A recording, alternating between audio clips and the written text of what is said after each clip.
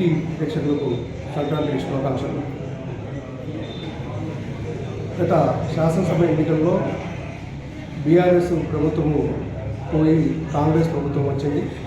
ఈ కాంగ్రెస్ ప్రభుత్వము పైన ప్రజలకు అనేక ఆశలు, వారిచ్చిన గ్యారెంటీలపైన, వారిచ్చిన హామీలపైన ప్రజలు బాగా ఆశతోని కాంగ్రెస్ పార్టీని గెలిపించడం జరిగింది.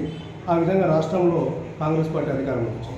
దాదాపు 412 రకాల హామీలను ఈ కాంగ్రెస్ పార్టీ గత ఎన్నికల్లో హామీలు ఇచ్చింది. ఆ హామీల అమలుకు వారు కృషి చేసి ప్రజల యొక్క ఆకాంక్షలు నెరవేర్చాలని కోరుతున్నాం. అదేవిధంగా ఆలేరు మండలంలో అనేక సమస్యలు గతంలో పేరుకుపోయి ఉన్నాయి. ప్రధానంగా లింక్ రోడ్డు సమస్యలు ఉన్నాయి. మనం గతంలో ఉన్నటువంటి మోతుపల్లి నరసింహులు గారు ఎమ్మెల్యే గారు ఉన్నప్పుడు ప్రపోజ్ చేసినటువంటి ఆలేరు నుంచి సాయిగూడెము, మన్ననపల్లి, కొల్లూరు, తూర్పుగూడెము, గొల్లకొండ గ్రామాలతో కలుపుతూ ఇటుకల వరకు బీటీ రోడ్డును చేయాలని అనేక సందర్భాల్లో దాన్ని వారు తీసుకున్నారు.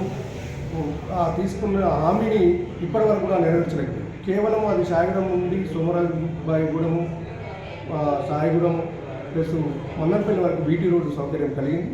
అది మన్ననపల్లి నుండి ఇప్పుడు గొల్లకొండ దాకా చేస్తే అది పూర్తి అవుతుంది. ఆ లింక్ రోడ్డు ఆ గ్రామాల ప్రజలకు రవాణా సౌకర్యం సులభతరం అవుతుంది. అదేవిధంగా మండలంలోని గుండ్లగూడెము, పటేలగూడెము పాత హైవే రహదారి ఏదైతే ఉందో దానిపైన కంకర తేలి ఆ రోడ్డు చాలా అధ్వాన పరిస్థితిలో ఉంది. దాన్ని కూడా పునర్నిర్మించి దాన్ని బాగు చేయాలని కోరుతున్నాం. అదేవిధంగా ఆలేరు ప్రాంత ప్రజల తాగునీటి అవసరాలకు గంధమల్ల ప్రాజెక్టుపై అనేక సంవత్సరాలుగా ఈ ప్రాంత ప్రజలు పోరాటం కొనసాగిస్తూనే ఉన్నారు.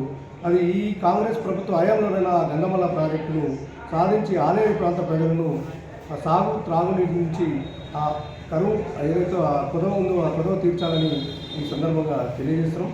అదేవిధంగా ఈ ప్రాంత ప్రజలు అనేక సందర్భాల్లో ఎక్కువగా వ్యవసాయ రంగం పైన ఆధారపడి ఉండేది కాబట్టి ఆలేరు మండలము మిగతా యువకులంతా చాలామంది చదువుకునే యువకులు హైదరాబాద్కు జీవనోపాధి కోసం వివిధ కంపెనీల పనులకి రోజు నిత్యం అప్ అండ్ డౌన్ చేస్తున్నారు. ఇక్కడ రైల్వే స్టేషన్లో ఆలేరు రైల్వే స్టేషన్లో రైళ్లు ఆపకపోవడం వల్ల వారికి కూడా ఇబ్బందికరంగా జరుగుతుంది. ఈ ప్రాంత ప్రజలకు ఆలేరు ప్రాంత ప్రజలు ప్రధానంగా దృష్టి సారించి ఇక్కడ పరిశ్రమలు కనుక తీసుకొచ్చినట్లయితే ఈ యువకులు ఉపాధి కోసమై వలసబాట పట్టకుండా హైదరాబాద్ పోకుండా స్థానికంగానే ఉద్యోగ అవకాశాలు కల్పించినట్లయితుంది. అదేవిధంగా అనేక సంవత్సరాలుగా రెవెన్యూ డివిజన్కు సంబంధించి ఈ ప్రాంత ప్రజల కోరిక ఉంది. ఈ రెవెన్యూ డివిజన్ వస్తే ఆలేరు ప్రాంతం అభివృద్ధి చెందుతుందని గతంలో అనేక పోరాటాలు చేసినాం. వారు కూడా స్థానిక శాసనసభ్యులు హామీ ఇచ్చారు. దాన్ని కూడా త్వరలోనే నెరవేర్చాలని ఈ సందర్భంగా తెలియజేస్తూ కోరుతున్నాం. నా పేరు దూపటి వెంకటేశు, ఆలేరు సిపిఎం పార్టీ మండల కార్యదర్శి.